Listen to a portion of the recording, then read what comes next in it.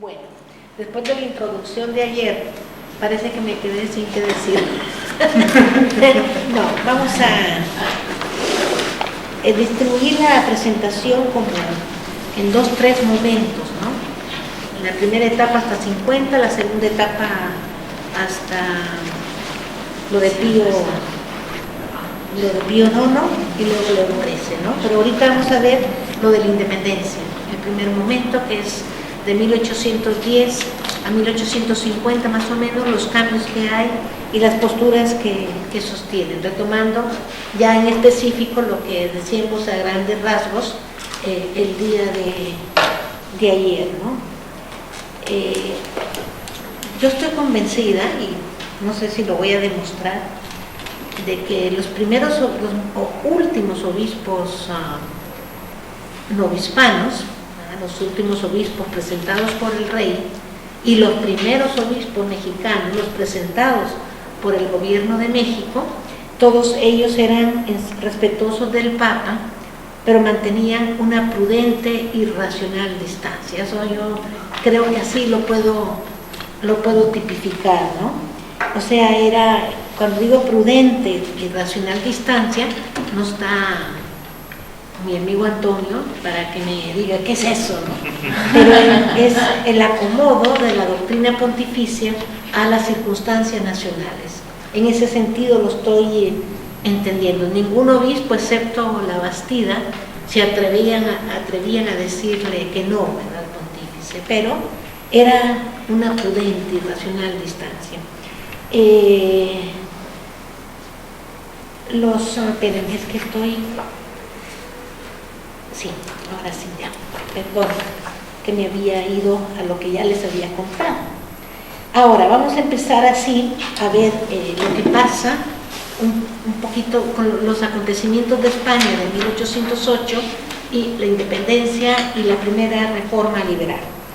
En 1808, con el rey ausente, se hace una reunión en México, en el ayuntamiento de la Ciudad de México, y al que acude el virrey, las corporaciones y los diputados, los ministros, no los ministros, los miembros del cabildo, ¿no? Civil. Y entonces empiezan a hablar. El gran problema que se presenta en este momento es sobre quién recae la soberanía. Con el rey ausente, ¿quién tiene la soberanía? Y entonces uno de los diputados del cabildo dice, bueno, un fraile, Fray Melchor de Talamantes, dice, bueno, antes que nada lo que tenemos que hacer es formar un congreso nacional, en donde recaiga toda la soberanía, y por lo tanto el virrey no tiene ninguna autoridad, ¿no? Esta es lo que él sostiene, ¿no? Primo de Verdad, que es otro de los integrantes del Cabildo de la Ciudad de México, Primo de Verdad lo que dice es, bueno, ante el rey ausente, la soberanía recae sobre el pueblo originario. El problema es quién es el pueblo originario. David Braden, el historiador británico que ustedes deben de conocer, quizás, ¿no? David Braden dice, bueno, eran las autoridades constituidas. Yo creo que los que estaban en la reunión de 1808 se asustaron porque el pueblo originario es el pueblo indígena, ¿no? Entonces hay un susto de todo el mundo, se rompen las pláticas, ¿no? Y los peninsulares destituyen al virrey José María Iturrigaray porque simpatizaba con los sentimientos de los criollos, que es Primo de Verdad y Melchor de Talamantes, y la mayor parte del cabildo civil eran criollos, mientras que los del cabildo eclesiástico eran peninsulares, ¿no? Entonces se rompe esta sesión, se destituye a Iturrigaray y se nombra al arzobispo de México, Francisco Javier de Lizama y Beaumont, como virrey, en lo que se determinaba en la corte de España, ¿no? Más que las cortes, en las juntas que había en España. Y además se empieza una persecución muy fuerte sobre los criollos. Esto es importante porque la gente, los criollos se empiezan a reunir lejos de la Ciudad de México, a conspirar contra el gobierno, a conspirar para la autonomía y a conspirar para la independencia, ¿no? Y una de las últimas agrupaciones va a ser la de Morelia, no, Querétaro, perdón, y va a tener lugar en San Miguel de Allende, donde estaba Dolores, donde se va a levantar en armas el cura Hidalgo, un teólogo que había sido rector del seminario de Morelia, un venerable anciano, lo pintan así la historiografía mexicana, pero en realidad en sus años maduros, pero un hombre muy inteligente, pero pues que no sabía ni de armas, ni era un estadista, ¿no? Era un teólogo muy serio, pero teólogo. Entonces él se levanta, llama, ¿no?, que ha sido descubierta la conspiración, y ahí va a empezar el movimiento de independencia. ¿Qué es lo que se festeja en México? La independencia de México el 16 de septiembre es por lo que se conoce como el Grito de Dolores. Es lo que se festeja casi de inmediato, 1813, se empieza a festejar esta fecha. Los conservadores, cuando van a asumir el poder de México y van a crear la primera República Central, en lugar de federal, que va a salir en el 24, van a festejar no esta independencia, sino el 27 de septiembre, que es cuando entra triunfante el ejército trigarante, el ejército de Iturbide. O sea, había dos fiestas de independencia, la liberal y la conservadora, pero se mantiene hasta el día de hoy la del 16 de septiembre, que es cuando se levanta en armas el padre Hidalgo. Yo les cuento esto porque la reacción de los obispos, de los 10 obispos que en ese entonces había en el país, es uniforme, una condena absoluta al levantamiento armado, pero absoluta. No están comunicados, no están repitiendo lo que dice el arzobispo de México, no, cada obispo, conforme le va llegando, porque el movimiento de independencia va progresivamente avanzando, en la medida que van llegando a los distintos lugares, los obispos empiezan a condenar el movimiento. Todos coincidieron en esta reacción. Y el primero que va a excomulgar a Hidalgo, y lo va a excomulgar por el atentado contra la corona española, que es el pecado era haberse levantado en armas contra la corona. Entonces lo va a excomulgar y es Abad Queipo. Abad Queipo es obispo electo de Michoacán, no fue nunca consagrado. Entonces se va a crear como un problema jurídico de si la excomunión de Abad Queipo era legítima cuando no era obispo propietario. Entonces el arzobispo de México, Lizama Ibea Humón, va a decir sí es porque es el vicario capitular, sí es porque está a cargo de la administración de la diócesis. Pero en Morelia desconocieron después esta excomunión de Hidalgo. Y todavía en la actualidad se sigue diciendo si fue o no. Pero detrás de la excomunión de Abad Queipo va a venir la excomunión del arzobispo de México, y también me parece que el de Guadalajara también va a excomulgar a Hidalgo. Finalmente, el 30 de julio de 1911, Hidalgo es fusilado por Félix María Calleja, que posteriormente va a ser nombrado virrey.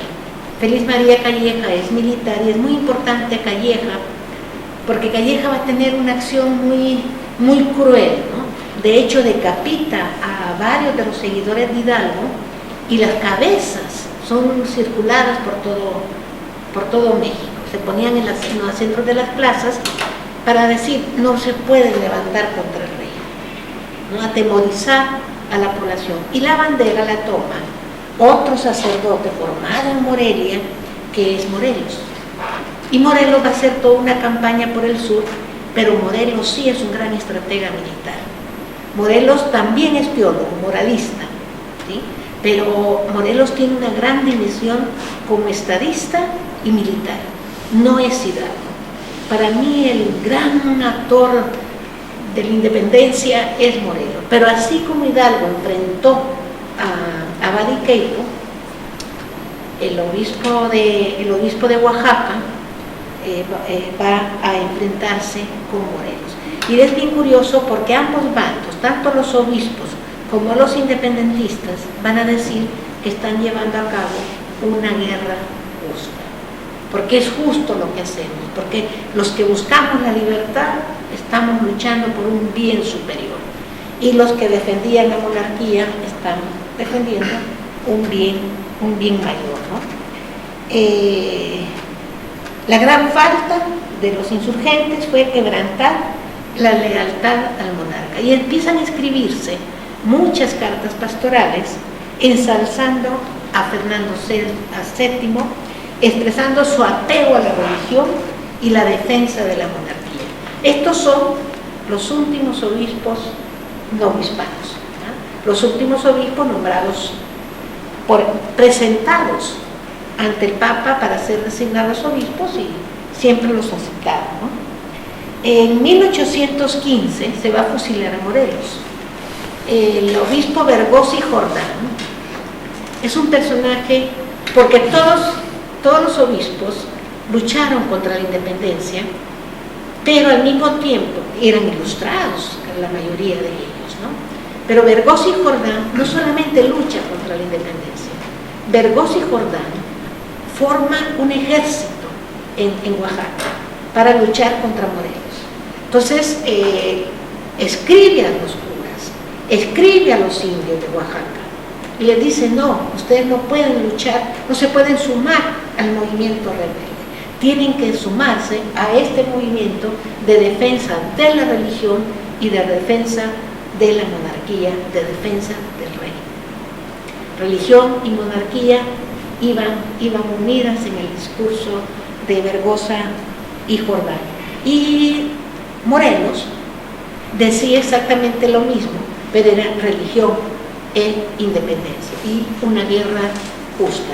Cuando Morelos en 1812 va a entrar a Oaxaca, el obispo sabe que tiene contados sus días, porque ambos bandos, tanto realistas como independentistas, fueron muy sangrientos.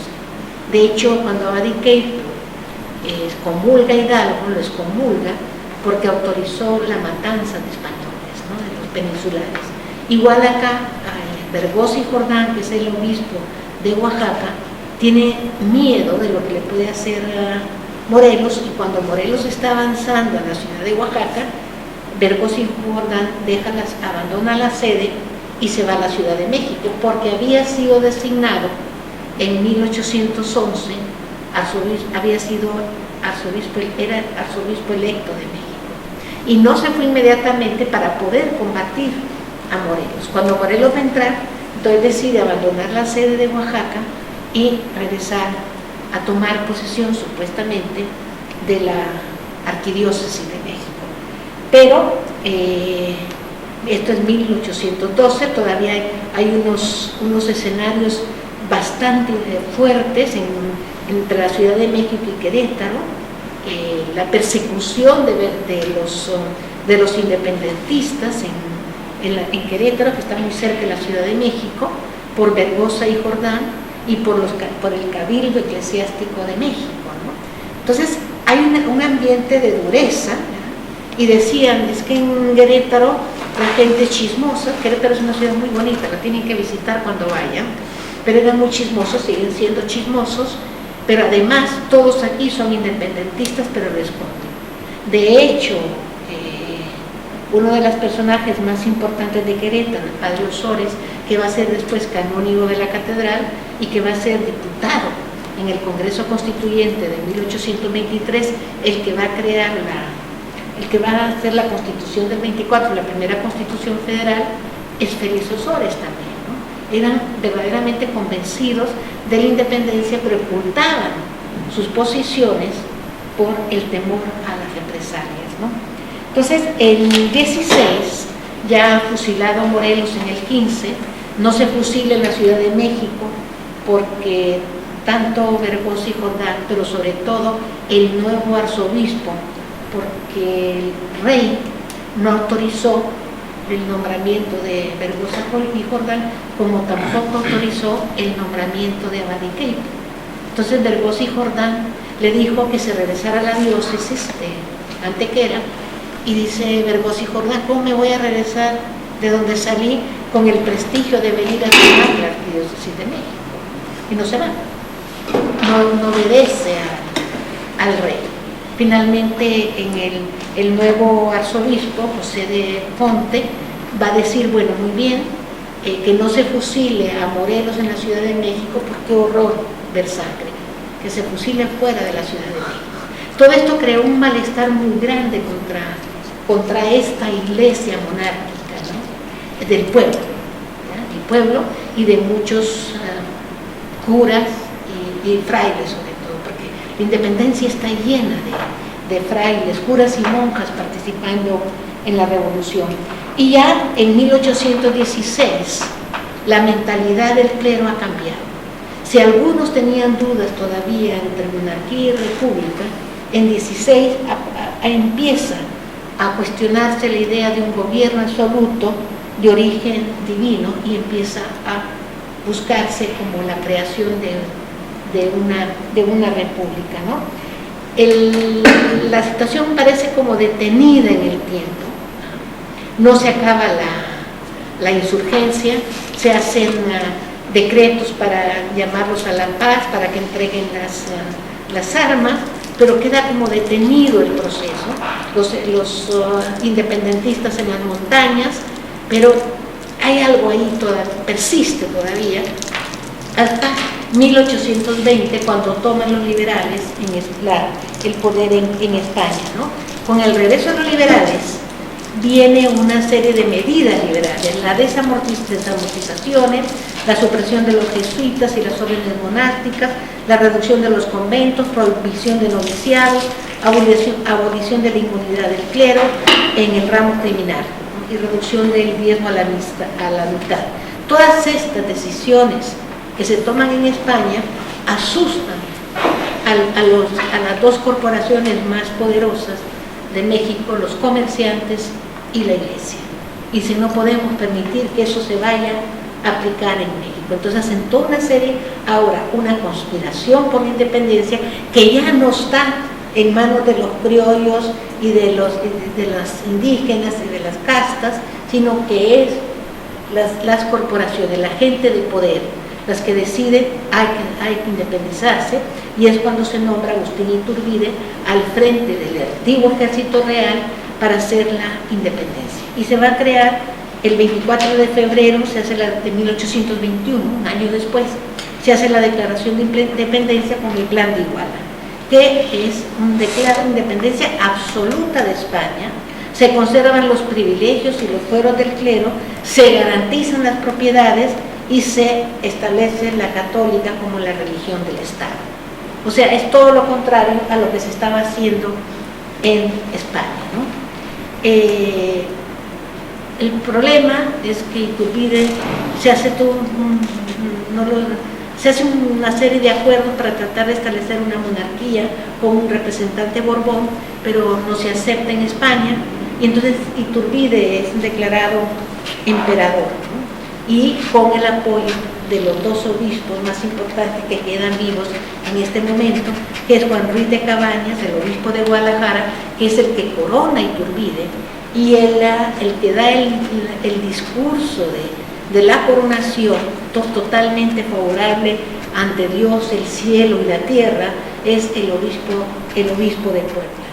Ellos ya son independentistas, pero son monárquicos todavía, ¿sí? Estamos hablando de 1821. El arzobispo de México, Pedro José de Fonte, no resiste la república, no resiste la independencia, y el 22 parte para España. Tampoco el nuevo obispo de Oaxaca también parte para España un poquito más tarde, en el 27. En el 29, del 25 al 29, finalmente solo quedaban el de Guadalajara y el de Puebla, después solo el de Puebla, que finalmente muere en 1829. Y el que va a tener una acción muy decidida en las cuestiones de la República va a ser precisamente el obispo de Puebla, ¿no? El obispo de Puebla, cuando empieza la República, se hace el Congreso Constituyente, y en el Congreso Constituyente hay muchos frailes y curas, ¿no? Pero entre ellos están Juan Cayetano Gómez de Portugal, un hombre muy notable, que va a ser después el primer obispo de Michoacán, primer obispo nombrado por la República. Luego está también Félix Osores, el que era cura de Querétaro, Fray Servando de Teresa de Mier y el sacerdote Miguel Ramos Arizpe, que era canónigo de Puebla. Estos van a ser diputados en el Congreso Constituyente, pero eran federalistas y eran liberales. Es muy bonito este momento porque los discursos de estos 4 sujetos en el Congreso son determinantes tanto para la definición de una república federal, pero también de una república católica. Entonces es cuando se pone que la religión católica es la religión de la república sin aceptación de ninguna otra. Ahora decimos que es la intolerancia religiosa, ¿no? Pero en realidad es una defensa de la religión católica por la presencia de estos individuos, ¿no? Inmediatamente que se hace la independencia en el 21, empieza una gran discusión con Iturbide, que les pide que se reúnan a los obispos, a los que todavía estaban en el 21, para preguntarles qué pasa con el patronato, si el patronato lo hereda la nación. De inmediato, tanto el que todavía estaba en México, el arzobispo Pedro José de Fonte, como los demás delegados a esas juntas, dicen no, el patronato no lo hereda la nación, se tiene que solicitar la gracia a la Santa Sede. Es evidente que estaban hartos de la corona española y su famoso patronato y el vicariato regio. Entonces, si ellos aceptaban que pasara a la nación sí iba a seguir interviniendo en la disciplina eclesiástica y en todas las nominaciones de los obispos, como había hecho el rey de España.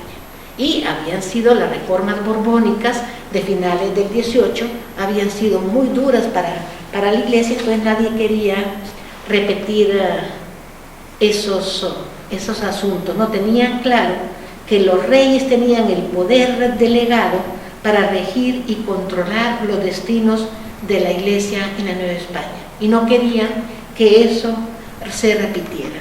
Entonces, con esa teoría rechazaron el vicariato regio y sostuvieron la doctrina que sostenía que el patronato era una concesión de la Santa Sede, que es exactamente lo que va a sostener la Santa Sede, y nunca va a autorizar el patronato mexicano, ¿no? Y cuando le insisten en el patronato, el obispo de Puebla escribe una carta muy interesante y muy clara, en donde yo siento que influye definitivamente en los demás obispos nombrados en el 31, y dice: con la independencia se había liberado el país del dominio de España, y con la ruptura del patronato la iglesia había recuperado su libertad y autonomía. Entonces no hay forma de que vayan a apoyar el patronato, y por la distancia que había con Roma eran autónomos de la Santa Sede, y además tenían el privilegio de las facultades sólitas, ¿no? Que prácticamente tenían todas las posibilidades de tomar las decisiones, ¿no? No les leo lo de las facultades sólidas. De hecho, Sergio va a publicar un artículo en la revista de ustedes sobre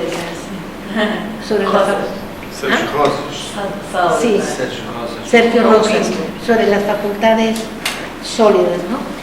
Pero la cuestión del patronato le sigue rondando a la cabeza de los primeros gobernantes mexicanos, porque todos habían visto cómo había actuado el episcopado, el último episcopado novohispano, en defensa de la soberanía del rey y en defensa de la monarquía. Entonces, tener una iglesia a su servicio en una nación que empezaba, pues era algo muy importante, ¿no? Entonces empiezan a pelear por tener el patronato, y es cuando deciden enviar un ministro. Hacen varios intentos, preguntan a ver si lo van a aceptar, si Roma los va a admitir, en fin, y deciden enviar a un personaje que es un canónigo de Puebla, a Pablo Vázquez, que va a llevar el cometido primero de buscar el reconocimiento de la Santa Sede a la independencia. El segundo movimiento era que se reconociera el patronato y se firmara un concordato, y el tercero, que va a ser a lo único que se va a dedicar Vázquez, que era obtener el nombramiento de los obispos mexicanos, que va a tener muchos problemas porque la Santa Sede dudaba, porque el rey Fernando VII era el último recurso que le quedaba para controlar a las naciones iberoamericanas, y se negaba a que se nombraran obispos propietarios. Es más, cuando lo van a nombrar, dice, bueno, pero yo los propongo. Y el gobierno mexicano también decía, bueno, yo propongo. Total, la Santa Sede termina aceptando las propuestas del gobierno mexicano. Pero en el ínter, en 1826, se va a hacer un documento nacional que va a declarar que el patronato reside en la nación. No tiene nada que ver la Santa Sede, el Papa no nos tiene que autorizar, el patronato reside en la nación. Por supuesto, hay una protesta muy racional, sobre todo del obispo de Puebla, que dicen, bueno, si ustedes deciden eso y están enfrentándose con la curia romana e incluso con el soberano pontífice, no van a obtener nada, no conviene que lo hagan, no se les olvide que la nación le debe a la Iglesia su independencia. Entonces no pueden declarar el patronato. Es interesante la propuesta, no la encuentro ahorita, ¿sí? No encuentro la propuesta de cuando ellos hacen lo del patronato, pero la propuesta era interesante porque ellos podían nombrar, el gobierno mexicano, directamente a los obispos, pero además también a los párrocos, y en lugar de dirigirse a la Santa Sede, le iban a dar toda la autoridad al arzobispo de México. El arzobispo de México era el que iba a sancionar los nombramientos que iba a hacer el gobierno mexicano y no la Santa Sede. Por supuesto, hubo una revuelta bastante grande, a pesar de que todavía en este momento tanto el obispo de Puebla como el de Guadalajara, Cabañas, manifestaban ciertas tendencias galicanas, ¿no? La famosa teoría de 1682, ¿no? Esto es lo que va a decidir a la Santa Sede finalmente, obviando el escándalo que crea el decreto de 1826 del gobierno de México, va a obligar a la Santa Sede a nombrar los obispos, ¿no? Dice, ya encontré lo que decide el Senado: el patronato pasa a la nación porque es un privilegio del rey de España y los privilegios del rey son de la nación mexicana. La República puede pretender, por medio de sus autoridades, el restablecimiento de las facultades de los obispos. O sea, nada que ver la Santa Sede. El soberano temporal es el protector de la religión, ¿sí? Y tiene la obligación de dar las leyes, la disciplina de la Iglesia, ¿no? Entonces, esto pues atemorizó a todo el mundo. Incluso la Santa Sede ya había decidido recibir al enviado mexicano, y con este decreto lo rechazan, incluso sacan al ministro de Colombia de Roma, pero en última instancia la protesta del obispo de Puebla es la que es más clara, ¿no? Les dice que bueno, que si continúan con esa postura, todo lo que se estaba tratando de conseguir de la Santa Sede se iba a perder, ¿no? Y se dan cuenta de que el Senado no quiere ofender al Papa, pero sí ataca a la curia romana y les dice lo mismo: no pueden atacar a uno o al otro, pero sin lo que es interesante de este momento, que no hay un enfrentamiento agresivo, es todo racional, todo dialogado, todo cordial, ¿no? Al punto que finalmente el Senado va a retirar la propuesta, van a volver a las viejas recomendaciones de que, bueno, si no se puede que reconozca la independencia, que se nombren los obispos mexicanos. Y sí, finalmente el gobierno propone a gente muy notable y se nombran en 1831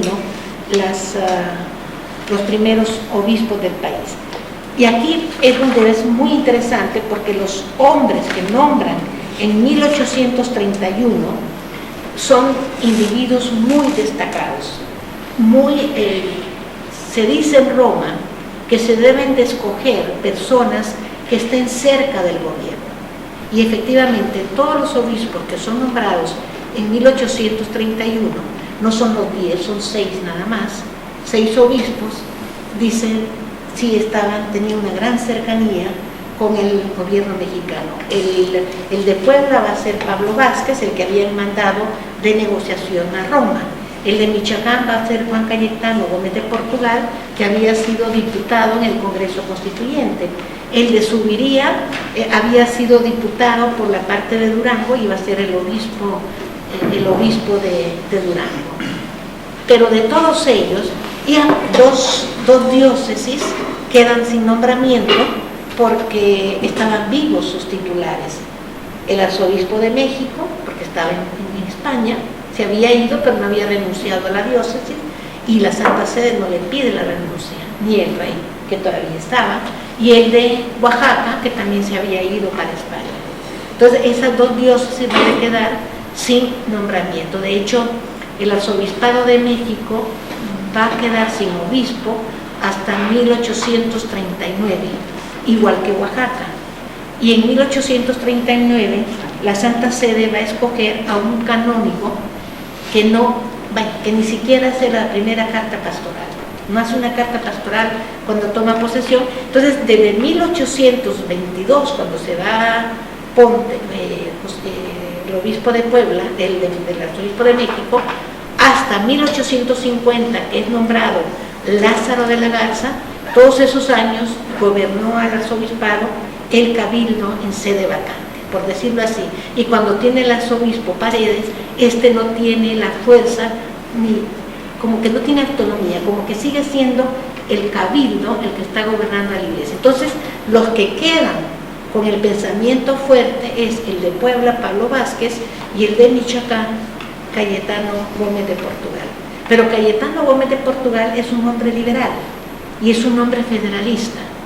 Y todo parece marchar con dificultades, pero parecen marchar en acuerdo, tanto el gobierno como estos obispos, y con la idea latente de crear una iglesia mexicana. Y ellos hablan de una iglesia mexicana, pero es una iglesia autónoma de la Santa Sede. O sea, no se declara un cisma, pero lo tenían en la mente. La ruptura de este proyecto se da en el 33, o sea, ellos son nombrados en el 31, y en el 33 llega el primer grupo liberal a tomar el gobierno de la República. Es un personaje de las 1001 batallas, de las 1001 presidencias, el general Pino López de Santana, que siempre se retiraba a su hacienda de Veracruz y dejaba al segundo. Pero en esta ocasión, el segundo, el vicepresidente, es Valentín Gómez Farías, un liberal radical, católico, vivía enfrente de la iglesia y todos los días iba a comulgar, pero era un hombre radical. Y Valentín Gómez Farías, con otro sacerdote que ya no era, pero que había sido sacerdote, van a ser el doctor Mora.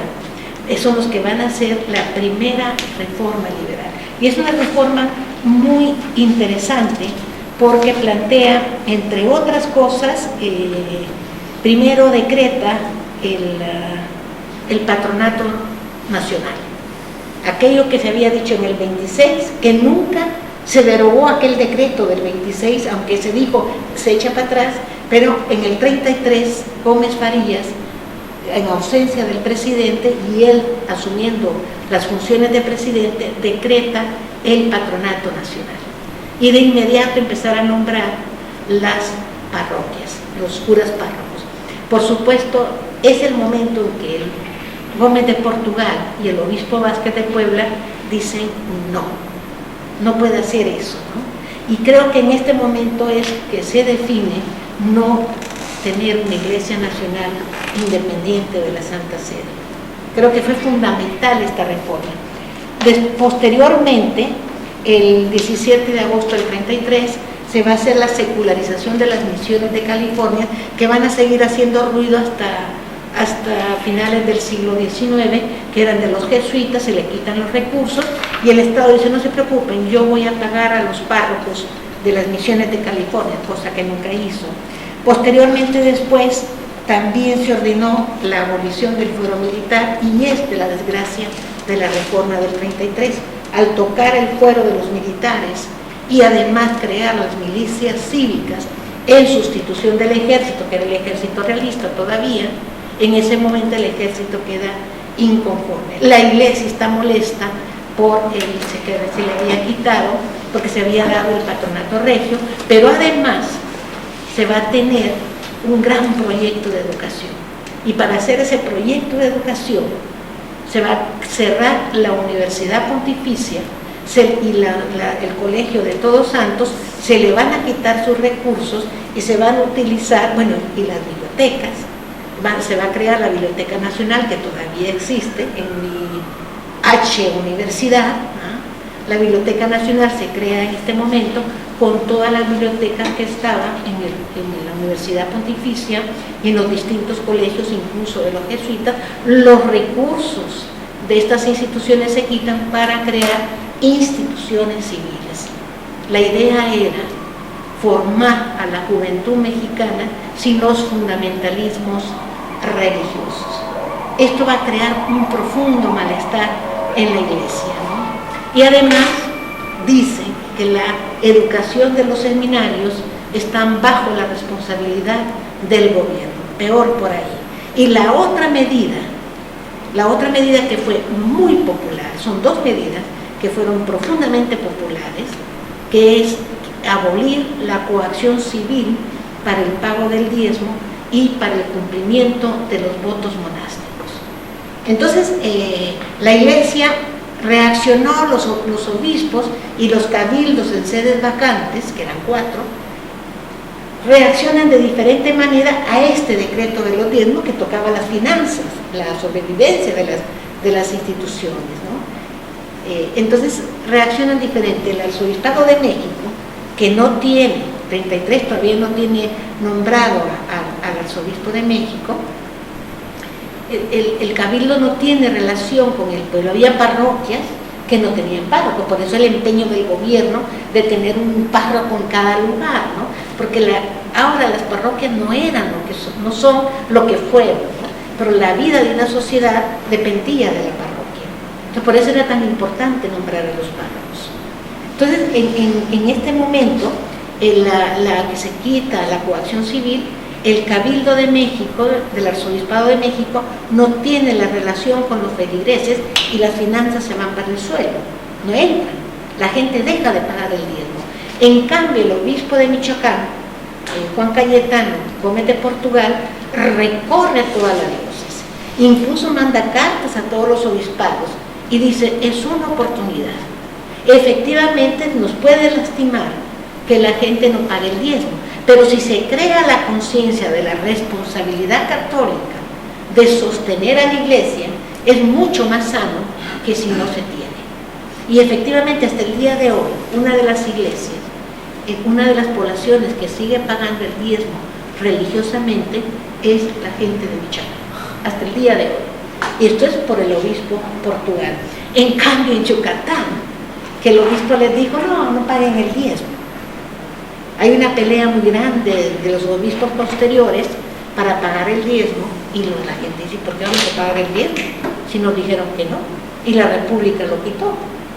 O sea, tuvo consecuencias, ¿no? Pero esto es interesante porque no fue lo del diezmo, contribuye, pero es el quitarle el fuero religioso, les digo, el fuero militar, y crear las milicias cívicas. Esto va a molestar al ejército. Y a la Iglesia, el que hayan cerrado la Universidad Pontificia, crear instituciones civiles, quitarle sus fondos de biblioteca, pero además sus fondos económicos, esto va a crear un profundo, además del patronato. Y entonces el ejército va a hacer una revolución que se va a llamar, van a sobrevivir mucho tiempo estas revoluciones, van a seguirse creando sobre el grito religión y fueros. Entonces se decía que como es religión y fueros, la iglesia había participado en el levantamiento. Yo les creo a los obispos de Puebla y al obispo de Michoacán, que dicen no, si participaron sacerdotes fue por ellos, pero nosotros no estimulamos la guerra. Y les creo, creo que la iglesia no intervino en ese levantamiento. Después van a hacer otras cosas, pero en este momento no. Entonces es una revolución para quitar a Gómez Farías y detener la reforma. Y entonces se clama por el regreso del bienaventurado, digamos así, general Santana. Y va a regresar, y Santana, porque además Gómez Farías, el último decreto que logra hacer es expulsar a los obispos de su diócesis.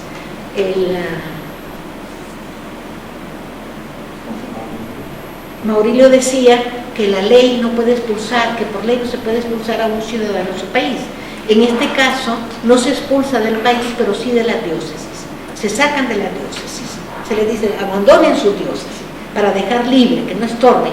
Y en realidad todos se van a Hacienda, se van, el obispo de Michoacán se viene para el convento del Carmen en México, pero no salen del país. Pero en la revuelta se clama por el regreso de Santana. Y Santana va a regresar y va a anular la reforma. Pero esta reforma, aparentemente negativa para la iglesia, en realidad fue positiva porque previno, evitó que siguiera el pensamiento de formar una iglesia mexicana independiente de la Santa Sede. Incluso en el 33, en el 34, cuando regresa Santana, nombra como ministro de Justicia, que era el que se encargaba de los asuntos religiosos, al obispo Portugal. Y el obispo Portugal acepta el puesto pensando que puede hacer mucho por la iglesia. Y lo primero que hace es desbaratar la ley de educación, volver a instalar la Universidad Pontificia, recuperar los fondos. Cosa curiosa, no toca la Biblioteca Nacional, pero sí los fondos se recuperan y se vuelve a abrir la Universidad Pontificia. En la ponencia que voy a dar sobre la educación, les voy a repetir, ahí, pero ya quedó tocada la universidad. Da la impresión, yo no he estudiado, es una de las cosas que tengo que estudiar, que ya la Universidad Pontificia no tenía la fuerza de los primeros siglos. Entonces, porque se vuelve a abrir después, ¿no? Se va a volver a abrir ahorita con Juan Cayetano, Gómez de Portugal en el 34, pero se va a volver a cerrar en el 56, se va a volver a abrir en el 58 y se va a cerrar definitivamente en 1865 con Maximiliano. O sea, quedó tocada la Universidad Pontificia con esta primera ley. Pero Gómez de Portugal piensa que va a poder controlar al general Santana y se da cuenta inmediatamente, como 6 meses después, manda un decreto a Puebla en donde le exige al obispo de Puebla que le dé 1,5 millones de pesos del fondo de Puebla, que es una de las diócesis más ricas del país, creo que hasta el día de hoy. Entonces Portugal se da cuenta, ese decreto tenía que haber pasado por el ministerio de Portugal. Entonces el obispo de Portugal se da cuenta que no puede controlar a Santana y le pide que lo deje ir. Santana dice que no. Finalmente el 35 ya está de regreso a su diócesis y es cuando escribe una de las cartas pastorales más, diría yo, magníficas del episcopado mexicano. Se conoce como la Carta de Michoacán, en donde explica todo este proceso, ¿no? Todo este proceso de la iglesia, las dificultades de los primeros obispos, y qué mejor, decía, que el país cuente con una iglesia nacional para que pueda prosperar, pero perdemos demasiado. Allí me parece a mí que es el momento en que se quiebra este proyecto de una iglesia mexicana nacional, y van a surgir otros problemas, pero este se acaba en ese momento, ¿no? Entonces el mismo obispo Portugal va a tener otros escenarios ya con la guerra de intervención de Estados Unidos. En el 46 los obispos, todos los obispos, cuando empieza la guerra con Estados Unidos, le dan recursos al gobierno mexicano de la diócesis, dan recursos para financiar la guerra, ¿no? Porque no quieren que entre Estados Unidos a dominar el país, ¿no? Además, en este sentido, la Iglesia mexicana siempre fue muy nacionalista, ¿no? Pero al mismo tiempo había un temor en el fondo, que es utilizado por el gobierno, de que si entran los norteamericanos, van a entrar tu gente, ¿no? Van a entrar los protestantes al país y se va a perder la religión. Los obispos temen esto, pero sobre todo apoyan al gobierno. En la guerra del 47, la historiografía mexicana no lo había dicho, pero en realidad dan cantidades enormes. El vicario capitular, porque ya está muerto el que había sido nombrado en el 39, el vicario capitular del Arzobispado de México, Irizarry, da cantidades exorbitantes al gobierno mexicano. Tanto así que cuando se firma la paz en Querétaro en el 48, inmediatamente se propone a la Santa Sede a Irizarry como arzobispo de México. Pero habían llegado denuncias en contra de Irizarry porque había dado los bienes de la Iglesia sin ningún cuidado y sin ninguna protección de la Iglesia, ¿no? Entonces, la Santa Sede es el primer nombramiento que rechaza del gobierno mexicano y, bueno, no pasó mayores para Irizarry porque poco tiempo después murió. Después de la guerra, 1850, ya va a fallecer también Gómez de Portugal, van a empezar a ser nombrados una segunda generación de obispos y en todos queda el sentimiento de que se tiene que tener independencia del Estado. No lo dicen abiertamente por Pío IX, está en contra de esta situación, pero todos dicen una iglesia independiente, una iglesia autónoma y una iglesia con distancia de la Santa Sede. No una iglesia con cisma, no. Sí, el primado de Pedro, sí, pero la distancia les favorece y entonces todos estos obispos de la segunda generación que van a empezar a ser nombrados en el 50 son los que van a tomar bajo sus manos la construcción de una iglesia muy autónoma, aunque no independiente de Roma, y son los que van a enfrentar una segunda reforma liberal, que efectivamente la segunda reforma liberal va a transformar el país hasta la reforma del 1994, del siglo XX, de Salinas de Gortari. Y yo creo que ahí le dejamos. ¿Qué les parece? No sé si fui clara o muy aburrida. No. Sí. Para mí la importancia de este periodo, además del nombramiento de los obispos del 31, que por la Santa Sede todavía no reconocía la independencia de México y de ninguno de los países de América Latina, pero la decisión de nombrar a obispos cercanos al gobierno, que es una decisión de la Santa Sede, fue vital. Decían, si tenemos gente cercana al gobierno, podemos hacer negociaciones cercanas, pero si eran cercanos al gobierno, eran gente liberal, y eran liberales. Hay, por ejemplo,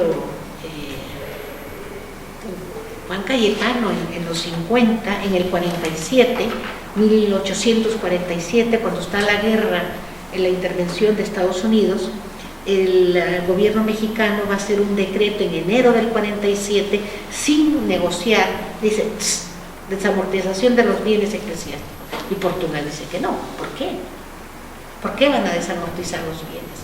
Y se indigna y lucha y manda cartas pastorales, escribe una carta pastoral muy fuerte en contra del decreto del gobierno, y entonces el presidente le manda una carta al obispo y le dice, ¿cómo puede ser que siendo usted senador de la República, defensor del federalismo, ahora rechaza la salvación de la nación?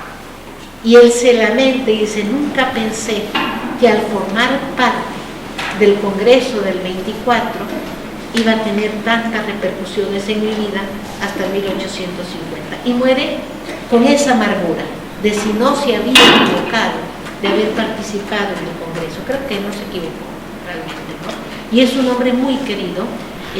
Creo que hay que hacer una biografía. Yo le decía a Sergio Rosas que su proyecto después de tesis fuera Portugal, pero hay un problema, casi no hay fuentes de documentación sobre Portugal, porque el archivo ha sido muchas veces intervenido, entonces igual que tampoco se podía trabajar mucho desde Puebla, aunque sí ha documentación, Sergio, y está trabajando al obispo de Puebla, pero no al obispo de Michoacán, que para mí es más importante que Vázquez, aunque Vázquez es el que establece las relaciones con la Santa Sede y el nombramiento de los primeros obispos mexicanos, ¿no? En el 31. No sé qué más decirles. Puedo continuar, pero yo creo que no, que hay que detenerlo, porque si no es los abruptos y no. Y lo único que de destacar de este periodo es el proyecto de crear una iglesia nacional, que no se va a llevar a cabo. Muy pronto rompen el proyecto, ¿eh?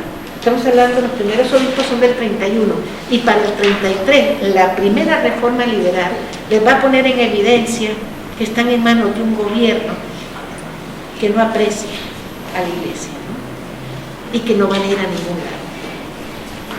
Y entonces van a seguir usando toda la vida, el siglo XIX, a Roma como un escudo. Siempre que el gobierno atacaba, ellos ponían el escudo de Roma. Yo pienso como hacían los países de América Central cuando estaba la Guerra Fría. Cada vez que Estados Unidos decía, les voy a quitar presupuesto, dinero, ellos sacaban, bueno, entonces vamos con Rusia, ¿no? Era un escudo, pero un escudo nada más. Pero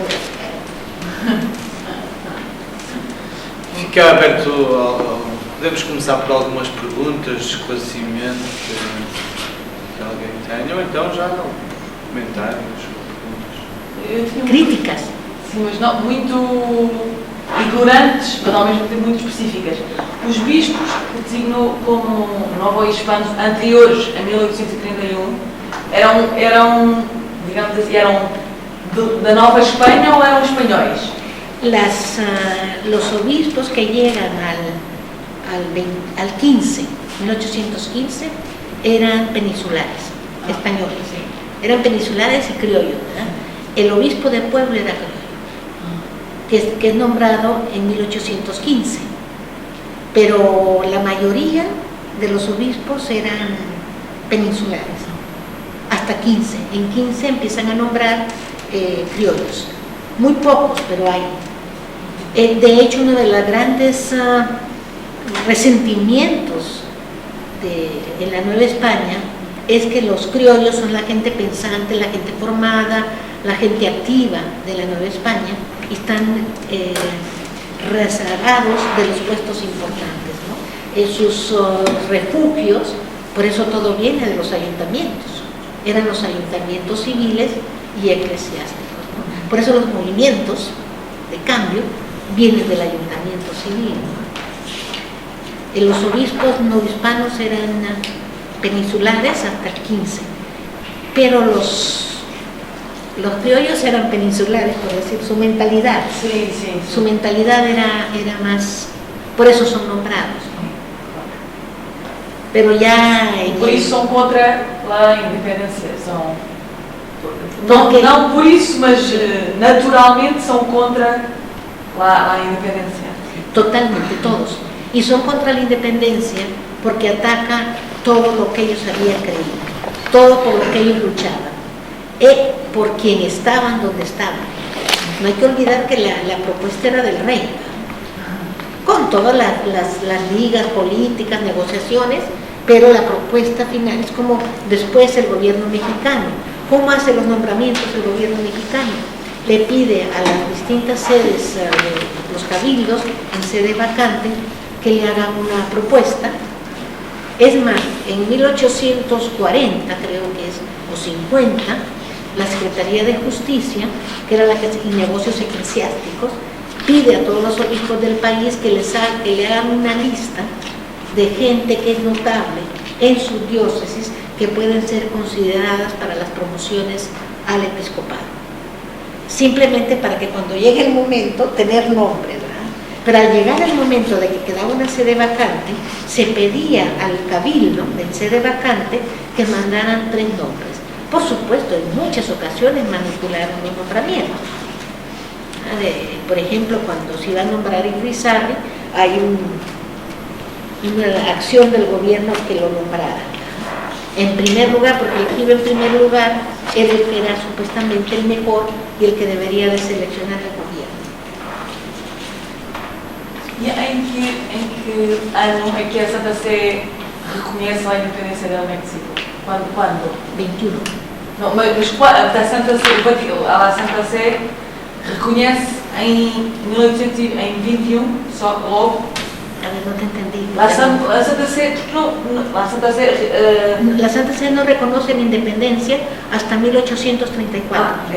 Casi todos los, creo que es 34, casi todos los países de América Latina es hasta el 34. Cuando muere Fernando VII realmente, es cuando la iglesia, porque la iglesia siempre, acuérdate que había un patronato, ¿verdad? Y la Santa Sede se sentía con responsabilidad frente a Fernando VII. Y le dieron la vuelta, ¿no? Las negociaciones para nombrar obispos es interesantísimo porque interviene Francia. La Santa Sede buscaba la forma de, sin lastimar los derechos del rey de España, sí atender las necesidades de América, de la América española, porque si no, las tendencias gallicanas eran muy fuertes, no solamente en México, en toda América Latina. Todo el mundo estaba dispuesto a asumir, ese era el riesgo, ¿no? Asumir el papel de la Santa Sede. Sí, pero es hasta el 34 que reconoce la independencia. Pero los obispos son nombrados antes, sí. en el 31. Y además se quería nombrar por presión del rey, bueno, dice el rey, ok, nómbrelos, pero que sean impárticos. Y Vázquez, que está en Roma, monta en cólera. ¿Cómo nos van a nombrar obispos impárticos? Tan locos. México es una nación católica, pero demostrada. Y luego le dijeron, sí, pero usted va a ser obispo. Yo no vine a comprar una sede, y pide sus pasaportes para regresarse a México, porque dice aquí se acabó. Pero la Santa Sede reflexiona, hay cambio de papa incluso en el momento, y se nombran los primeros obispos propietarios. Como lo que incluso México, el secretario de Relaciones era Lucas Alamán, ya había aceptado que fuera impártico, pero es Vázquez el que dice no. Y eso le va a valer un gran prestigio en la República Mexicana a Pablo Vázquez. Ustedes van a poder leer la tesis de Sergio Rosa, que es sobre este obispo, y va a ser una muy buena tesis, la verdad.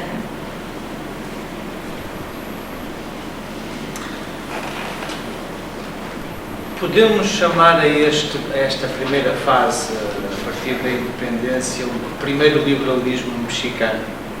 Sí, de hecho esa es la primera etapa del liberalismo. Que tipo de liberalismo é que é? Porque vemos muitas das pessoas que mexem e que arquitetam o que será um México independente são eclesiásticos, como disse, frades, párrocos, bispos, curas, canónicos. Es bien interesante lo que dices, porque siempre se ha dicho que el liberalismo mexicano tiene una gran influencia de Estados Unidos, está muy cerca. Y cuando se hace la Constitución del 24, hay una imitación de la República de Estados Unidos, ¿no? Pero también está Cádiz. No se nos olvide que existe Cádiz, ¿no? Y que todas estas gentes que están en el 24 estaban en Cádiz. Sobre todo Cayetano no, pero los demás sí. Y Cádiz tiene un espíritu liberal muy fuerte. Entonces, el primer liberalismo mexicano tiene influencia de Cádiz, pero hay una traducción a la realidad mexicana y sin duda también la influencia de la masonería que entra en 1825. Es un primer liberalismo radical y es, curiosamente, es la primera expresión, porque después, en el 56, cuando es la segunda reforma liberal, es perfeccionar la reforma del 33. En el 33 no se hizo algo que va a ser fundamental en el 56, que es la desamortización de los bienes eclesiásticos. Porque no lo pensaron, sí lo pensaron y lo discutieron, pero Mora, el que había sido sacerdote, dijo, cuidado, tocamos los bienes y van a decir, anatema, excomunión, no lo toquemos. No hay necesidad de tocar ahora los bienes de la iglesia. Y hay una discusión entre dos personajes, entre Mora y no me acuerdo ahorita del otro personaje, sobre cómo se podría hacer una reforma que fuera una subasta de los bienes eclesiásticos, o lo que decía Mora, que los bienes pasaran a los arrendadores, porque es el gran problema de los bienes de la iglesia. No eran pesos y centavos, sino que eran propiedades que estaban arrendadas, ¿no? Entonces, este gran proyecto desamortizador está pensado en el 33, pero se va a hacer hasta el 56, que es la ley de desamortización de bienes de manos muertas, ¿no? De congregaciones y algo así, no me acuerdo ahorita bien del nombre, pero tocaba a los ayuntamientos, tocaba a las comunidades indígenas y tocaba a la iglesia, porque los ayuntamientos no tenían presupuestos de la nación, tenían sus bienes propios, bienes que eran arrendados. En la Ciudad de México, por ejemplo, toda la gente vivía en casas de la iglesia, de congregaciones, de la catedral, de las religiosas, y eso es lo que les iba a contar después, pero bueno, ¿no? Entonces, cuando se da la ley del 56, todos los canónigos adquieren los bienes, ¿no? Y son excomulgados por el arzobispo, ¿eh? No todos los canónigos, pero por lo menos 4. Y ellos dicen en su defensa, es que no fui yo, fue mi familia. ¿No? Pero de cualquier manera, lo que te quiero decir, la pregunta, ¿no? Es un liberalismo que tiene influencia de Estados Unidos, tiene influencia de Cádiz, pero es un liberalismo que responde a las necesidades también del país, ¿no? Y hay influencia también de la masonería neoyorquina, ¿no? Que llega en 1825 con el representante de Estados Unidos. Yo te diría que la reforma del 33, que es la primera expresión de este liberalismo, es como un tentar, ¿no? Hasta dónde aguanta la sociedad mexicana. Y vieron que no aguantaba mucho, ¿eh? Y es más, ahí es donde definitivamente se va a perder, hay un rompimiento en ese momento, porque hasta el 33 no había conservadores ni se hablaba de liberales, se hablaba de federalistas, republicanos, monárquicos, pero no de liberales y conservadores. Esa es una distinción que va a ser después, pero es a partir de la reforma del 33 que se van a ir distinguiendo las posiciones políticas. Y si ya todos son republicanos federalistas o republicanos centralistas. Y estamos hablando del 33 para el 40, ya está la decepción de todos y el primer planteamiento de que es necesario una monarquía. O sea, los proyectos toman un largo tiempo en desarrollarse las ideas, ¿no? Pero sí, yo diría que ese es el liberalismo, todavía ni siquiera ellos se definen como liberales. Nosotros nos tipificamos como liberales, pero ellos se tipificaban a sí mismos como federalistas. Ese es el reclamo que le hacen a Gómez de Portugal. Si tú eres de los nuestros, ¿cómo te niegas? No sé si me explico. Y por eso Antonelli, que estábamos hablando de los secretarios de Estado, le decía a Meglia, tenga cuidado porque en México todos son liberales, pero está hablando ya del 64, del 63-64, no del 65. Ahí sí ya hay una clara definición de liberales y conservadores. De hecho, la definición así clarísima entre liberales y conservadores se va a dar en 1849. Ahí sí ya es definitivamente liberales y conservadores. Pero en 33 son federalistas y centralistas, ¿no? Pero ya hay un germen de un pensamiento liberal. Esto hay toda una historia del liberalismo en general, ¿no? No sé si te respondí. Sì, chiarissimo. Ma ci sono altri paesi negli anni 50, altri paesi dell'America Latina incamerano i beni ecclesiastici, perché lo stesso anno del Messico il Piemonte, lo stesso anno. Il Piemonte, nel 1854 viene varata la legge che incamera tutti i beni ecclesiastici. España. En España lo hace antes que en México, el Piamonte, incluso el Congreso Constituyente. Portugal también, 30 y tantos. Sí. Era una política en diversos lados, ¿no? Y cuando está el Congreso, el segundo Congreso Constituyente, porque está la Constitución del 24 que no funciona, y los liberales cuando triunfan en el 55, el gran proyecto de los liberales del 55 es hacer un Congreso y una nueva Constitución, que es la Constitución del 57. Cuando están en los debates del Congreso en el 56, sacan la política del Piemonte. Y dicen, era como, no, es una imitación, no, pero conocimiento de lo que pasaba en el mundo.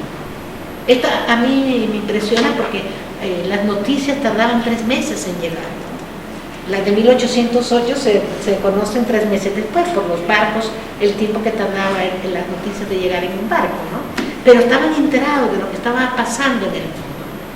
Por eso son importantes los archivos diplomáticos, porque son los que tienen las noticias, pero sí estaban enterados y hacen un halago a la política del Piemonte. Ma c'è un fenomeno interessante in Piemonte. Sì. Quando viene approvata la legge dell'incameramento dei beni, Sì. il vescovo di Casale, Nazzari di Calabiana, che sarà poi vescovo di Milano, anti-infallibilista, contro Piemonte, fa una proposta, fa il calcolo quanto denaro si prende vendendo tutti i beni ecclesiastici e dice al governo: se tu prendi tutti i beni, guadagni 10, noi vescovi ti diamo 10 e tu lasci i beni. Quindi propone che sia la Chiesa piemontese a dare i soldi corrispondenti ai beni e così non c'è l'incameramento del bene. Il re accetta e firma, e Cavour accetta, è il primo ministro. Sì, Cavour è d'accordo, sì. presenta la legge in Parlamento, il Parlamento dice no e Cavour si dimette perché disapprovano una decisione che lui ha preso. È la prima crisi di Cavour. Ma è interessante l'idea dei vescovi piemontesi che fanno un conto, dicono: è inutile che prendi i beni, ti diamo il corrispondente in denaro. Era interessante come ipotesi, che non funzionò, ma l'ipotesi, e Cavour era d'accordo. Cavour era un economista, dice: basta. Sí. No era una medida, era por recursos, ¿no? Sí. Pero es algo interesante porque la reforma bueno, esto es lo que les iba a hablar después, pero no importa. La reforma del 56, la de bienes desamortizados, era una ley que preveía el pago de la compensación económica a la Iglesia. No era tan negativa. Lo que pasa es que la Iglesia se indignó, ¿verdad? No pensaron. La que sí es radical es la que va a ser 3 años después, la del 59, que esa sí es nacionalización de los bienes. Ahí sí no hay nada que hacer, ¿no? Pero bueno, sí hay que hacer y lo hacen, ¿no? Y siguen haciendo negociaciones con los compradores de los bienes hasta la Revolución Mexicana, prácticamente, hasta que prescribe la ley. Pero es interesante, ¿no? Porque no era tan negativa. Incluso esto que dice de Cavour, en México, en el 57, el que es el presidente liberal, Ignacio Comonfort, trata de, porque la Constitución del 57 es una Constitución que fortalece al Congreso mientras deja desprovisto al Ejecutivo. El Ejecutivo no podía moverse, no podía actuar. Para actuar necesitaba facultades extraordinarias. Entonces, Comonfort dice, yo no puedo gobernar con esta Constitución. De hecho, nadie gobernó con la Constitución del 57, todos gobernaron por fuera de la Constitución. Entonces, lo que dice Comonfort es, bueno, vamos a hacer una modificación, pero el Congreso no nos va a dejar. Entonces, hablan, fíjate que es verdaderamente esta etapa, estoy adelantándome, pero no importa, es una etapa muy interesante en México, porque Comonfort envía gente a dialogar con el arzobispo de México, que es un canonista, Lázaro de la Garza y Ballesteros, y con el intolerante de Munguía, Clemente de Jesús Munguía. Les dice, ¿cómo podemos hacer para cambiar las leyes y al mismo tiempo que ustedes queden satisfechos? A mí me da la impresión, porque no encuentro la respuesta de esta negociación, que Munguía es el que dice que no. Incluso Comonfort manda al que fue su ministro de Justicia, a Ezequiel Montes, a la Santa Sede, y lo recibe Antonelli. Pero en Roma está el obispo Labastida, el de Puebla, y el obispo Labastida, que es un gran negociador, en ese momento mostró su rostro maduro, y porque el que lo expulsa prácticamente, el del decreto de expulsión, es Ezequiel Montes, y dice, nada con Ezequiel Montes. Y como era el gran amigo de Pío IX, se impone sobre Antonelli, y no hay negociación. Ahí se perdió el último recurso de la paz antes de entrar a la guerra del 58, incluso antes del decreto de nacionalización. Cómo los procesos por la intervención humana se van como deteriorando, ¿no? Y efectivamente hay gente inteligente que ve las cosas y hay gente que no las ve. Y sí hay varios decretos desamortizadores previos al de México, y no era una mala ley.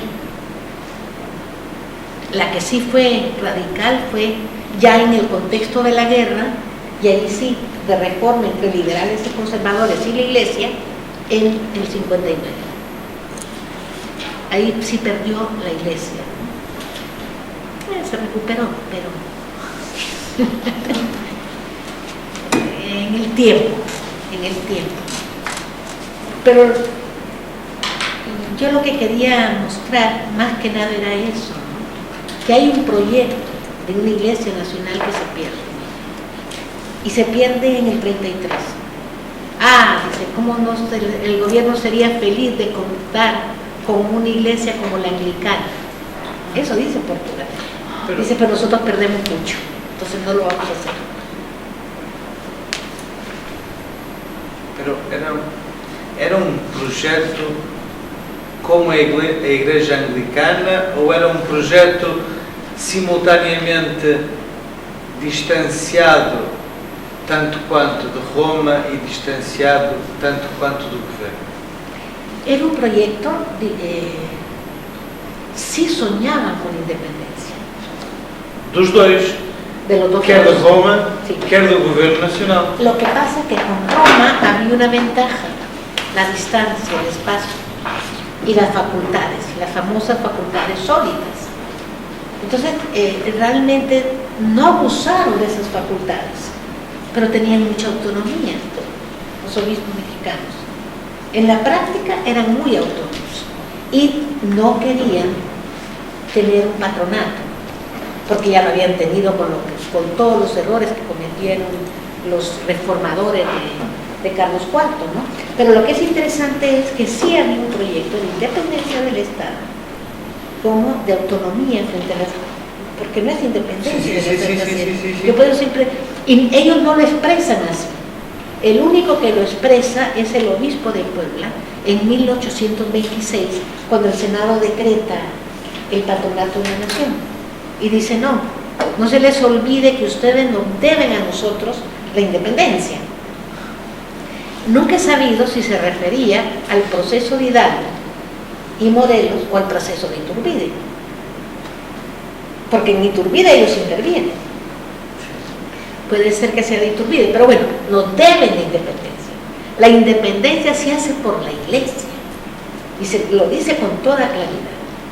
Y por eso la nación recupera su libertad. Y con la ruptura del patronato, la iglesia es libre. Es muy interesante la carta, ¿no? Pero no es un proyecto de una iglesia anglicana, no. Pero sí es el proyecto de una iglesia mexicana.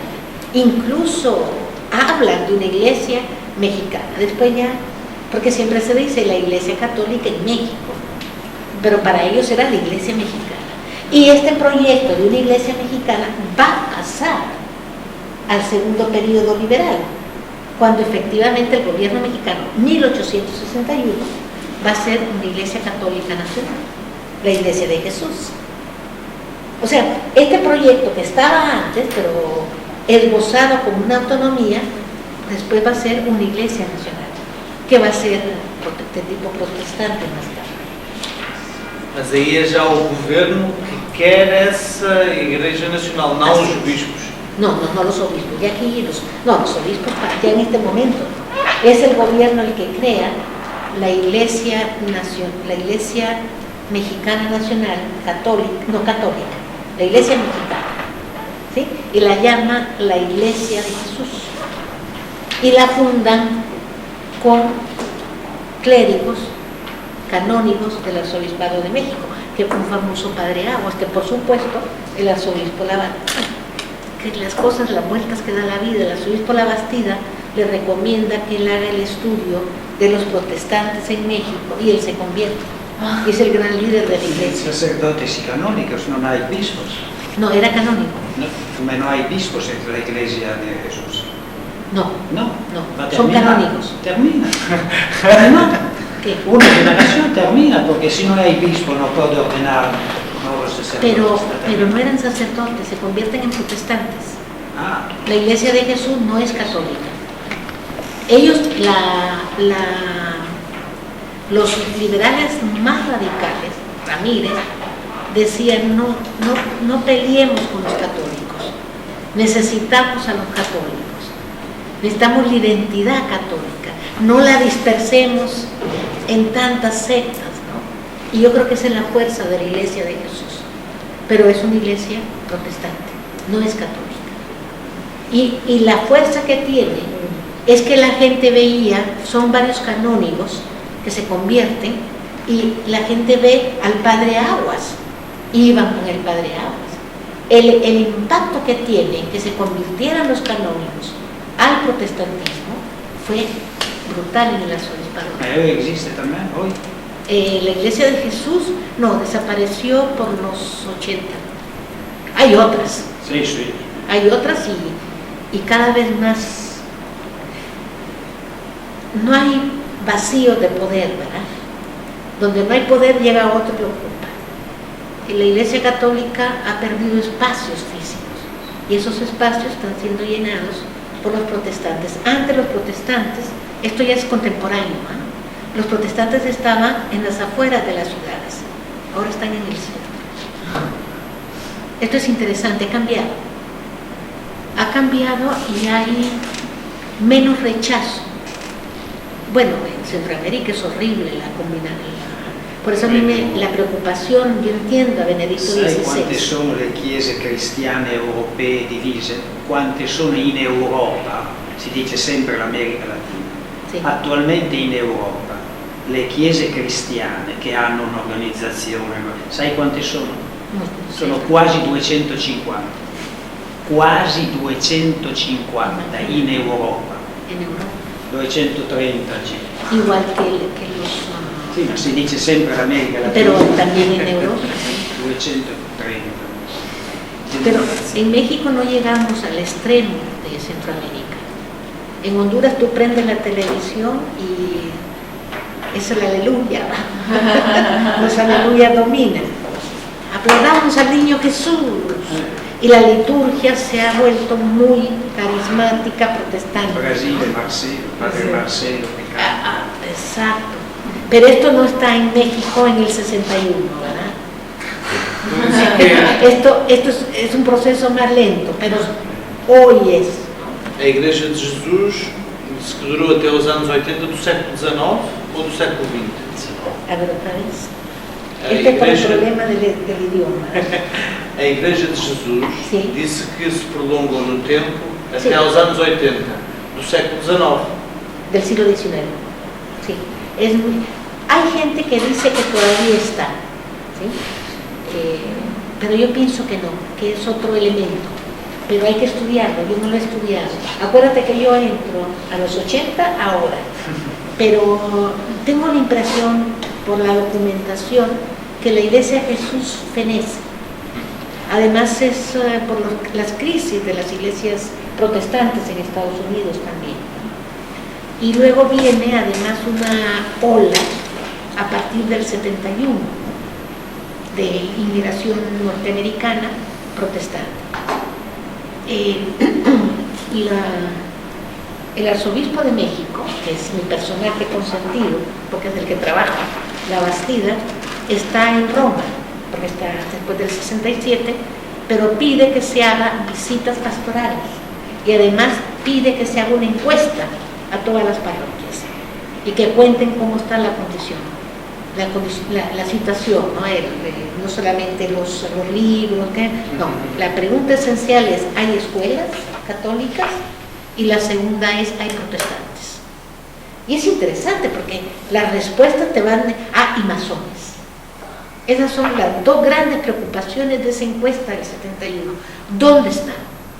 Y sí, están extendidos, empiezan por las fábricas, pero es interesantissimo il processo. Le visite pastorali in Italia degli anni 50 del Novecento, il questionario, sempre c'è una domanda: ci sono protestanti? 1950, ci sono protestanti, sempre.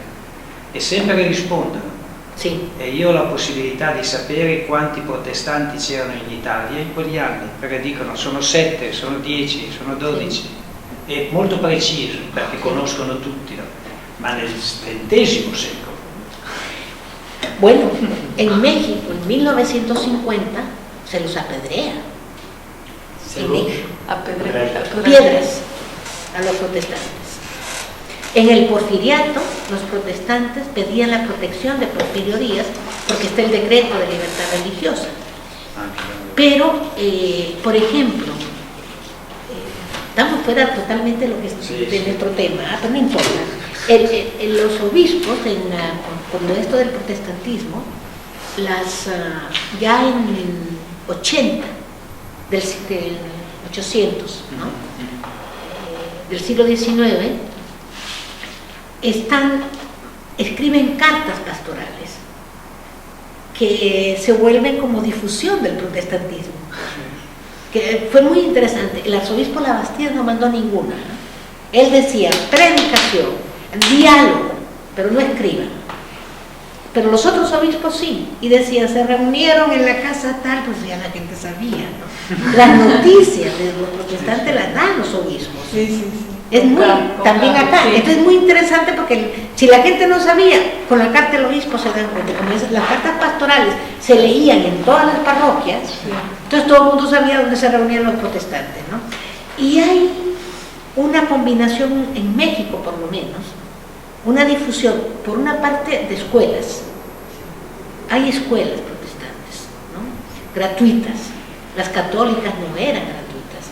Escuelas protestantes gratuitas y había dinero de por medio. Y cooperación para que crecieran. Inmediatamente va a venir la escuela católica parroquial en 1874. Y hay una presión para que haya escuelas católicas, nada más. Y también hay otra preocupación en la iglesia con las escuelas por el nivel académico, ¿no? Porque pues, no tenían nivel. Ahí se aprendía el catecismo Ripalda y se acabó, ¿no? Entonces es muy interesante el proceso porque hay una disputa por la educación a partir del 74. Está la escuela oficial, la escuela protestante y la escuela católica. Y estas tres disputan por la educación.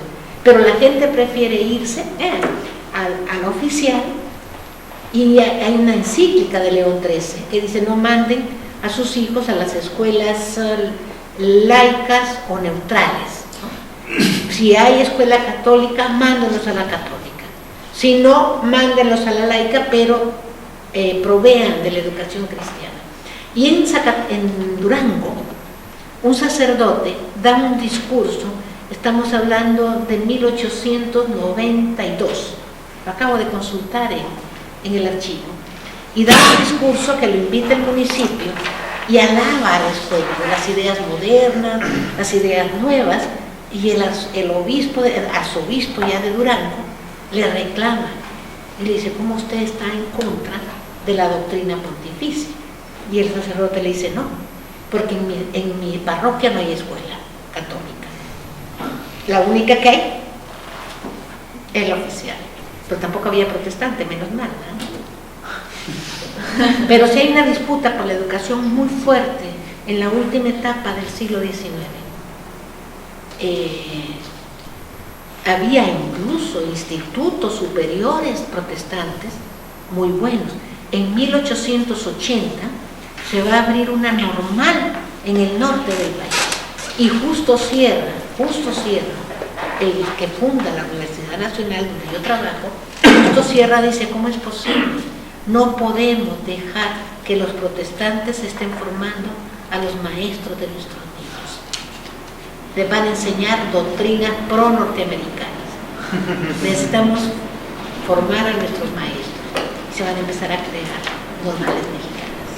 Pensate si bispos mexicanos participaron en el Concilio Vaticano I. Solo la Bastida. Porque estaba en Roma. Porque está en Roma. No van gente no, donde van es ya en el... No, sí, ¿cómo no? No sé. No, sí hay más. En el primer concilio hay como 4 obispos mexicanos, porque en el 67 el arzobispo se va el 5 de febrero, el arzobispo La Bastida, porque es el que más miedo tiene, y otros logran salir porque cierran los puertos los mexicanos. Ay, me acordé de la señal que tú hiciste, ¿no? Cierran los puertos, ¿no? Entonces, al cerrar, si te acuerdas, sí. No sé qué quiere decir, pero sí, cierran las puertas, los puertos, y hay algunos que se quedan. Pero sí, y La Bastida participa en la disciplina eclesiástica, una cosa así. Es el único que participa en alguna de las comisiones. Pero él es el que hace la crítica años más tarde, cuando le dice a León XIII que no quiere formar las reuniones provinciales, y él le dice a los otros obispos: ¿para qué? Si nos van a dar ya las cosas hechas y vamos a decir lo que Roma quiere que digamos, prácticamente. No lo dice así, era más fino que lo que yo estoy diciendo, ¿no? Entonces, muy interesante, pero sí participaron. Casi todos los que estaban en Roma mandan en la última, donde se da el decreto de infalibilidad. El arzobispo La Bastida manda el periódico, pero no escribe nada. ¿Y participó? Sí, claro. No, los obispos de Piemonte y de Lombardía non parteciparono perché non volevano votare contro, sono andati via. Y muchos se fueron antes, para no decirle que no a Pío IX. Calabiano no participó. Pero los obispos mexicanos estaban como muy comprometidos con Pío IX, La Bastida sobre todo. Incluso lo buscaron los que estaban en contra de la infalibilidad para que votara con ellos. Strossmayer, creo que era, sí. Y La Bastida dice: no puedo. Interesante la participación, ¿no? Y quedaron vacunados, el obispo La Bastida por lo menos. Y después de eso, él todavía se queda en Roma en el 70, porque no puede entrar al país. Hay un decreto en México que no lo deja entrar porque él fue funcionario de Maximiliano. Hasta que un amigo logra convencer a Juárez de que no es peligroso, que lo deje entrar, y entra con todo el cuidado de él. Pero sí hay en el concilio primero, pues después en el segundo ya, y donde hay más es en el concilio, en la reunión esta del concilio plenario latinoamericano. Hay más obispos mexicanos. Creo que es la delegación más fuerte. Habría que verlo, pero creo, de lo que me acuerdo. Bueno, hemos estado hablando de todo, a todo lo largo, y ancho de la historia mexicana. Y mañana que les hable, que es la última, sobre la segunda reforma liberal, que es muy interesante, yo creo que se los voy a platicar más o menos, ¿no? Así. Y qué gusto verte. Hola. A mí. Sí, a ti. ¿Cuándo fue esa reunión del Concilio Plenario norteamericano? Yo no comprendí que dice que la mayor parte de los que haya habido una participación más fuerte de los obispos mexicanos en un concilio plenario latinoamericano. ¿Latino o norte? No, latinoamericano. Latinoamericano. Es el concilio plenario latinoamericano en 1899. Gracias. Sí, 1899. Que veníamos platicando con Sergio, porque Sergio me fue a recoger al hotel, y veníamos platicando, ¿no? Que yo le decía que yo creo que Portugal participa. Y me dice, está raro, digo, ¿será que es Brasil? Pero no estoy segura, porque es Concilio Plenario Latinoamericano.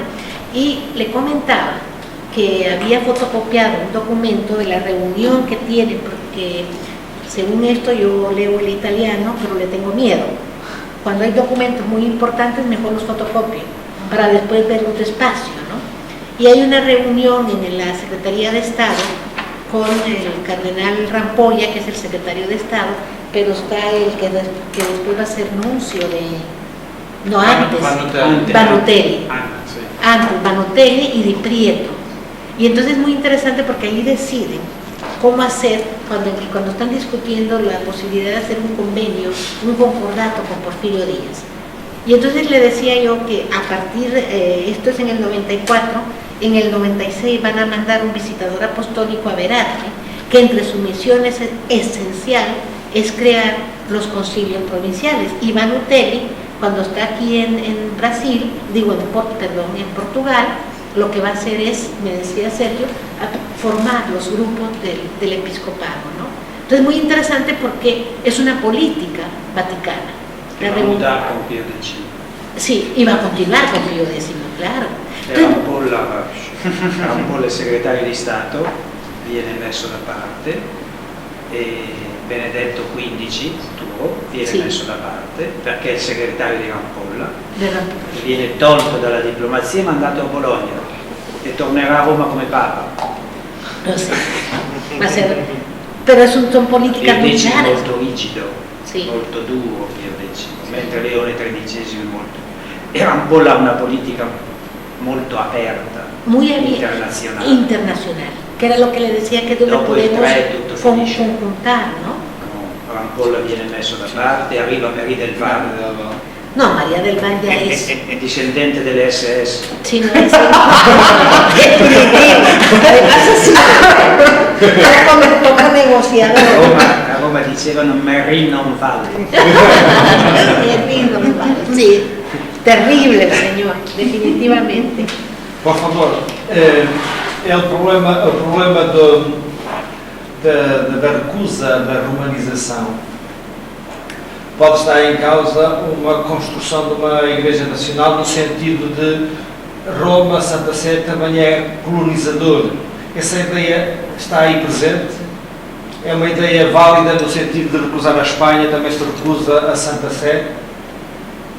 A ver, otra vez para comprenderte bien. El rechazo de Santa Sé é parecido, é semelhante ao rechazo de Espanha. É o problema da colonização. A ver si te... É algo igual, há uma ideia muito parecida que passa para a recusa da Santa Sé. La Santa Sede rechaza entre 26, 25, 26, 31 hasta 34, bueno, y después también el patronato. No lo quiere conceder. Y no lo quiere conceder a ninguna nación latinoamericana, porque había tenido muchos problemas con el rey de España. Efectivamente, ahí sí. Además, en España, en el siglo XVIII, se va a crear toda esta teoría, filosofía del vicariato regio, ¿no? El rey como vicario. No, es tremenda la postura. Pero la Santa Sede rechaza esto, ¿de acuerdo? Que es diferente, ¿no? Posteriormente, desde los 50 con Pío IX, Pío IX es un papa muy interesante, ¿no? Y Pío IX está muy preocupado porque ya está casi perdiendo, bueno, las cartas, los documentos de Pío IX lamentándose por la política del Piamonte es constante, ¿no? Constante las lamentaciones, ¿no? Y Pío IX empieza muy pronto, pero muy pronto a tratar de controlar las iglesias nacionales. Pío IX. Por eso envía a Luis Clemente, pero en realidad la Santa Sede, ya en el periodo de León XIII, y lo veníamos platicando con Sergio, yo siento que es una política internacional, ¿no? La que está definiendo, y al mismo tiempo es romanización, pero también creo que es el intento de fortalecer los episcopados nacionales. Creo que hay una política de ese estilo. Y entonces hemos enfocado demasiado el problema de la romanización. Yo ahora lo dudo. Y le decía a Laura Doherty, que me tomé un café con ella en Roma, y ella creía que la criticaba. Y le digo, no, Laura, yo misma he sostenido la romanización. Pero ahora creo que es algo que nos está llevando a interpretaciones posiblemente demasiado en el borde de los fenómenos.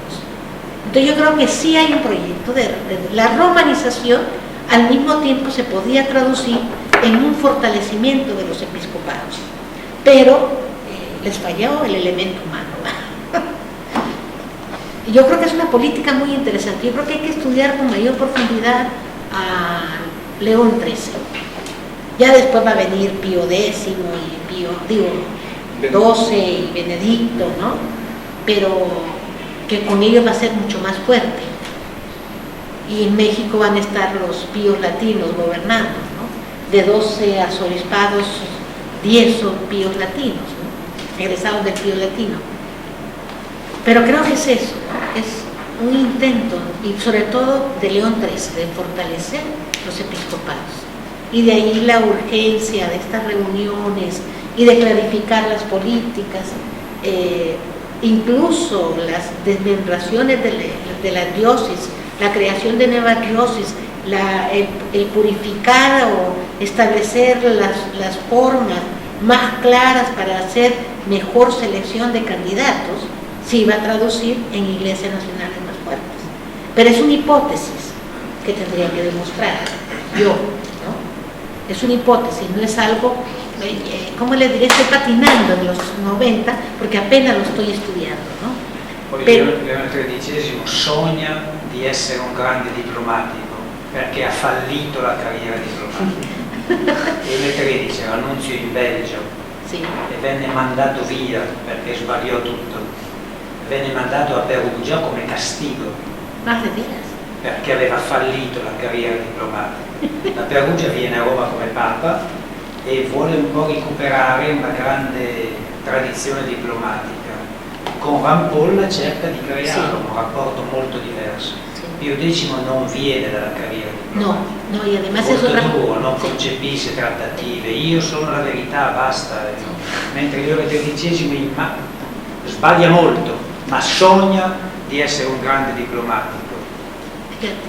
Y sí, efectivamente, lo que dices del cardenal Rampolla, y León XIII.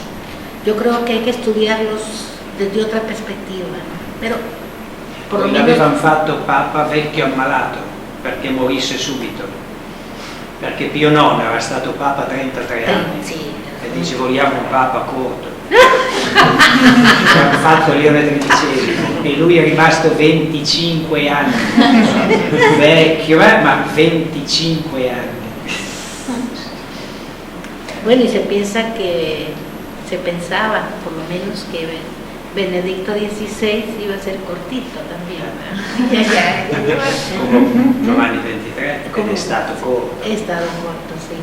Ma lavorava molto Giovanni XXIII. non aveva mai lavorato prima, ha lavorato da Papa ed è morto. Questo ha lavorato molto prima, non fa niente adesso e durerà moltissimo. Suona il pianoforte e scrive libri. Sí, scrive libri. E suona A mí me cae bien. Solo corre mediante, me cae era bien. molto